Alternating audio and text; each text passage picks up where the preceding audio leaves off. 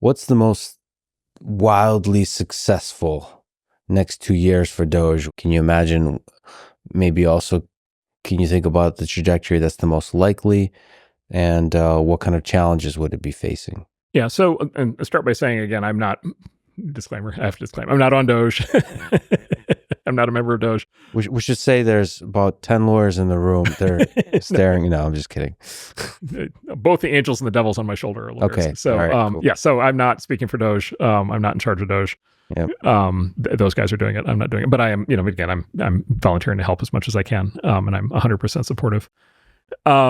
Yeah. So look, I think the way to think of, the basic outlines are in public, right? Which is it's a time limited, basically commission. It's not a formal government agency. It's a, time limited 18-month. It'll in terms of implementation, it will advise the executive branch, right? Mm-hmm. And so the implementation will happen through the White House. And the president has total latitude on what he wants to implement. And then basically what I think about it is three kind of streams, kind of target sets. And they're related but different. So money, people, and regulations. And so, the headline number, they, put the $2 trillion number, and there's already, disputes over that and whatever. And there's a whole question there. But then there's the people thing. And the people thing is interesting because you get into these very fascinating questions. And I've been doing this. I won't do this for you as a pop quiz, but I do this for people in government as a pop quiz, and I can stump them every time, which is, how many federal agencies are there? Mm-hmm. And the answer is somewhere between 450 and 520, and nobody's quite sure. And then the other is how many people work for the federal government. And the answer is, something on the order, I forget, but like 4 million full-time employees and maybe up to 20 million contractors, and nobody's quite sure. And so there's a large people component to this. And then, by the way, there's a related component to that, which is how many of them are actually in the office. And the answer is not many. Most of the federal buildings are still empty, right? And then there's questions of like, are people, working from home, or are we actually working from home?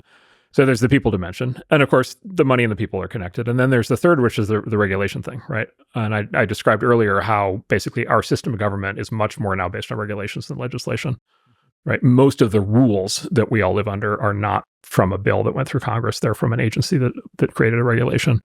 That turns out to be very, very important. So one is, Elon have already described, we want to do, the Doge wants to do broad-based regulatory relief, and Trump has talked about this, and basically get the government off of people's backs and liberate the American people to be able to do things again. So that's part of it. But there's also something else that's happened, which is very interesting, which was there were a set of Supreme Court decisions about 2 years ago that went directly after the idea that the executive branch can create regulatory agencies and issue regulations and enforce those regulations without corresponding congressional legislation. And most of the federal government that exists today, including most of the departments and most of the rules and most of the money and most of the people, most of it is not enforcing laws that Congress passed. Most of it is regulation. And the Supreme Court basically said large parts, large to maybe all of that regulation that did not directly result from a bill that went through Congress the way that the cartoon said that it should, that may not actually be legal. Now, the previous White House, of course, was super in favor of big government. They had no desire to act. They did nothing based on this. They didn't, pull anything back in. But the new regime, if they choose to, could say, look, the thing that we're doing here is not, challenging the laws. We're actually complying with the Supreme Court decision that basically says we have to unwind a lot of this, and we have to unwind the regulations, which are no longer legal, constitutional. We have to unwind the spend, and we have to unwind the people. And that's how you get from basically you connect the thread from the regulation part back to the money part, back to the people part. They have work going on all three of these threads. They have, I would say, incredibly creative ideas on how to deal with this. I know lots of former government people who 100% of them are super cynical on this topic, and they're like, this is impossible. This could never possibly work. And I'm like, well, I can't tell you what the secret plans are, but like blow my mind. And all three of those, they have ideas that are like really quite amazing, as you'd expect from the people involved. And so over the course of the next few months, that'll start to become visible. And then the final thing I would say is this is going to be very different than attempts like that. There have been other programs like this in the past. The Clinton-Gore administration had one, and then there were others before that. Reagan had one. The difference is this time there's social media. Mm-hmm. And so there has never been Like, it's interesting. One of the reasons people in Washington are so cynical is because they know all the bullshit. Like, they know all the bad spending and all the bad rules and all the, like, I mean, look, we're adding $1 trillion to the national debt every 100 days right now. And that's compounding, and it's now passing the size of the Defense Department budget. And it's compounding, and it's pretty soon it's going to be adding $1 trillion every 90 days, and then it's going to be adding $1 trillion every 80 days, and then it's going to be $1 trillion every 70 days. And then if this doesn't get fixed at some point, we enter a hyperinflationary spiral and we become Argentina or Brazil and kablooey, right? And so, like, everybody in DC knows that something has to be done. And then everybody in DC knows for a fact that it's impossible to do anything.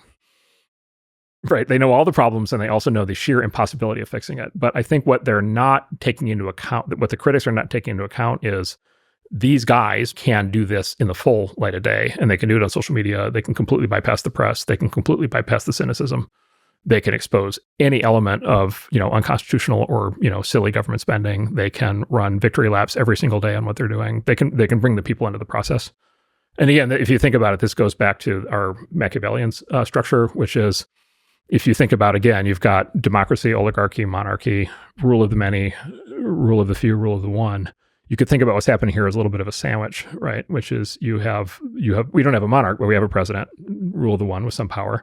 And then we have the people who can't organize, but they can be informed and they can be aware and they can express themselves through voting and polling, right? And so there's a sandwich happening right now, is the way to think about it, which is you've got basically monarchy. You've got rule of one combining with rule of many. Right, and rule of many is they do get to vote, right? The people do get to vote, basically, and then essentially Congress and the sort of permanent bureaucratic class in Washington as the oligarchy in the middle. And so the White House plus the people, I think, have the power to do all kinds of things here, and I think that would be the way I would watch it. The transparency. I mean, Elon just by who he is incentivized to be transparent and show the bullshit in the system and to celebrate the victories. Yep. So it's going to be so exciting. I mean, honestly, it just makes government more exciting, which is a win for everybody. These people are spending our money. Yeah. These people have enormous contempt for the taxpayer. Okay, here's the thing you hear in Washington. Here's one of the things. So the first thing you hear is this is impossible. They'll be able to do nothing. And then, I walk them through this and they're like, it starts to dawn on them that this is a new kind of thing. And then they're like, well, it doesn't matter because all the money is in entitlements and the debt and the military. And so, like, you've got like this silly fake, whatever, NPR funding or whatever. And like, it's a rounding error and it doesn't matter. And you look it up in the budget and it's like, whatever, $500 million or $5 billion, or it's the charging stations that don't exist. It's the $40 billion of charging stations and they build 8 charging stations, or it's the broadband internet plan that delivered broadband to nobody. Right, and cost you $30 billion. Like, so these boondoggles, and what everybody in Washington says is that $30 billion is a rounding error on the federal budget. It doesn't matter. Who cares if they make it go away? And of course, any taxpayer is like, what the fuck? What do you mean? It's $30 billion. Yeah. Right, and then the experts are like, and the press is in on this too. Then the experts are like, well, it doesn't matter because it's a rounding error. No, it's $30 billion. And if you're this cavalier about $30 billion, imagine how cavalier you are about the $3 trillion. Yeah. Okay. Then there's $30 billion. Is $30 billion a lot of the federal budget in percentage? No, it's not. But $30 billion divided by, do the math, $30 billion divided by, let's say, 300 million taxpayers, right? Like, what's that?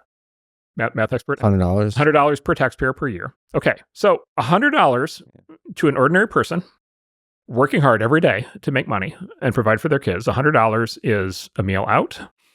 It's a trip to the amusement park. It's the ability to, buy additional educational materials. It's the ability to have a babysitter, to be able to have a romantic relationship with your wife. There's like 100 things that person can do with $100 that they're not doing because it's going to some bullshit program that is being basically where the money's being looted out in the form of just like ridiculousness and graft. And so the idea that $30 billion program is not something that is like a very important thing to go after is just like the level of contempt for the taxpayer is just off the charts. And then that's just one of those programs. And there's like 100 of those programs. And they're all just like that. Like, it's not like any of this stuff is running well. Like, the one thing we know is that none of this stuff is running well. Like, we know that for sure. Right. And we know these people aren't showing up to work. And like, we know that all this crazy stuff is happening. Right. And like, do you remember Elon's story of what got the Amish to turn out to vote in Pennsylvania? Oh, okay. So like Pennsylvania, so Pennsylvania is like a wonderful state, great history. It has these cities like Philadelphia that have descended like other cities into just like complete chaos, violence, madness, and death, right? And the federal government has just like let it happen. It's incredibly violent places. And so the Biden administration decided that the big pressing law enforcement thing that they needed to do in Pennsylvania was that they needed to start raiding Amish farms to prevent them from selling raw milk with armed raids. Right. And it turns out it really pissed off the Amish. And it turns out they weren't willing to drive to the polling places because they don't have cars. But if you came and got them, they would go and they would vote. And that's one of the reasons why Trump won. Anyway, so like the law enforcement agencies are off working on like crazy things. Like the system's not working. And so you add up, just pick $130 billion programs. All right, now you're, okay, math major, 100 times 100. $10,000. $10,000. Okay, $10,000 per taxpayer per year. But it's also not just about money. That's really, obviously money is a hugely important thing, but it's the cavalier attitude Yes. that then in the ripple effect of that, it makes it so nobody wants to work in government and be productive. It makes it so that it breeds corruption. It breeds laziness. It breeds secrecy because you don't want to be transparent about having done nothing all year, all this kind of stuff. And you want to reverse that so that it would be exciting for the future to work in government.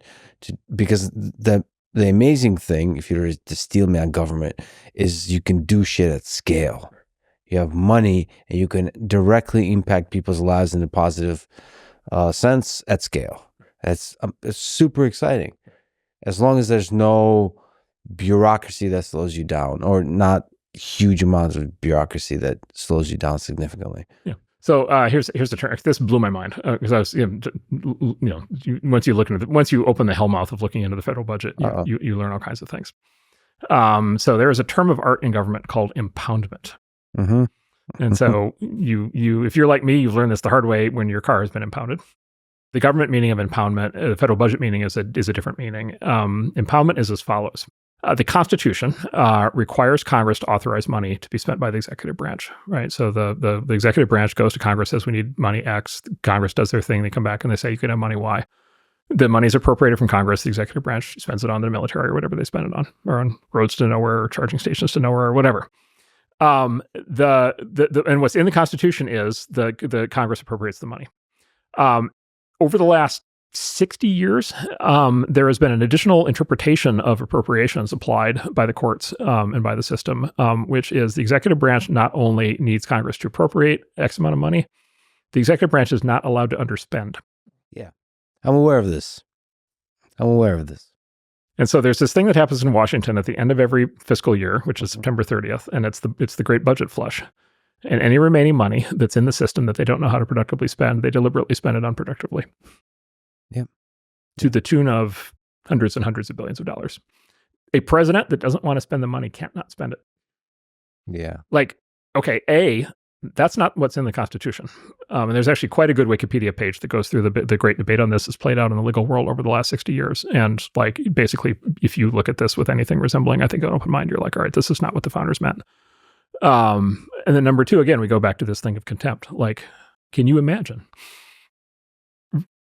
showing up and running the government like that and thinking that you're doing the right thing and not going home at night and thinking that you've sold your soul, right? Like, it's just like, I actually think you sort of had a really good point, which is it's even unfair to the people who have to execute this. Yeah. Right. Because it makes them bad people, and they didn't start out wanting to be bad people. And so there is stuff like this, like, yeah, everywhere. And so we'll see how far these guys get. I am extremely encouraged what I've seen so far. It seems like a lot of people will try to slow them down, but yeah, For sure. hope they get far. Yeah.